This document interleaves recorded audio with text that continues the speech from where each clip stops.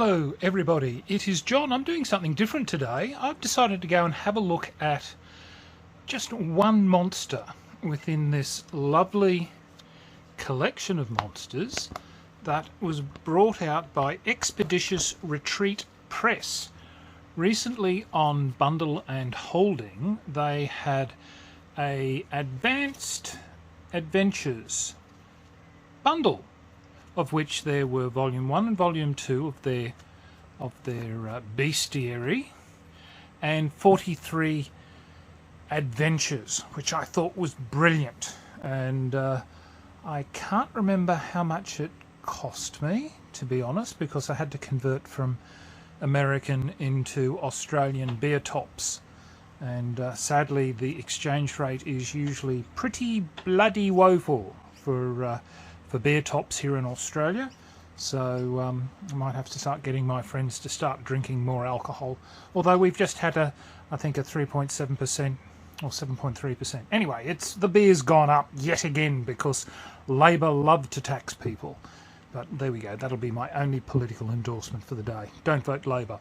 Right, Malevolent and Benign is this one, and it is Volume 1 of the first edition bestiary, and it is an excellent little publication of lots of things that I've not seen anywhere else. But today's creature that we're looking at is this lovely chap here, and it's called a Bone Sovereign. And I really liked it when I started to read it, because I'm thinking, how can I incorporate this creature within one of my adventures?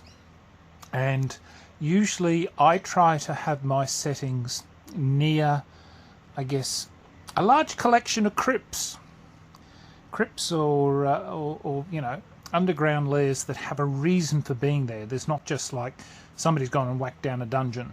Well, what's the reason for the dungeon? Is there a reason it's there? Why is it there? What was it built for?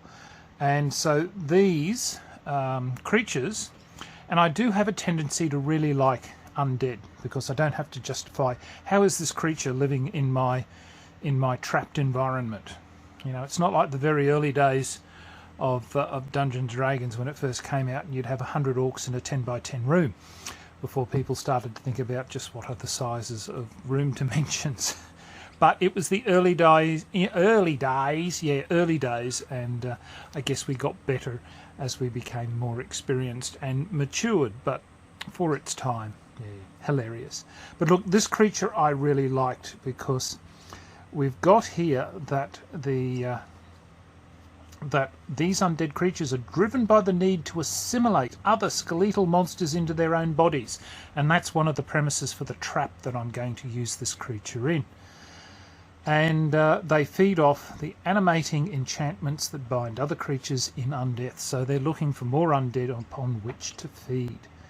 So they don't have range, they're mainly a close combat critter, but it is, as you can see, the picture does give you a fairly clear idea of just what it is. It's just an amalgam of lots and lots of skeletal bodies whacked together. So we have that it's able to command undead. It's chaotic evil, so what I'm thinking of doing in my adventure is that the creature's alignment will be masked, as will its intent. And while it says that its intelligence is low, that doesn't mean it can't be cunning. So part of how I intend to use this is that this particular creature is going to be separated from a crypt of many, many crypts with lots of skeletons in them. But there will be, let's just say, looking at this particular one here, there's 4 skulls. Let's say that there are 4 crypts empty. And I'm going to have this creature, because it can speak, is they're able to speak common and their alignment tongue with a sepulchre tone. If you can ever get away with that, you're doing good, because I can't. Anyway, the intent is that the party is going to be given a dilemma. This creature's, with its low cunning, is going to tempt them to release it from the room that it's in, on the assumption that it's going to return to those empty graves that are outside. So will the party fall for this particular premise?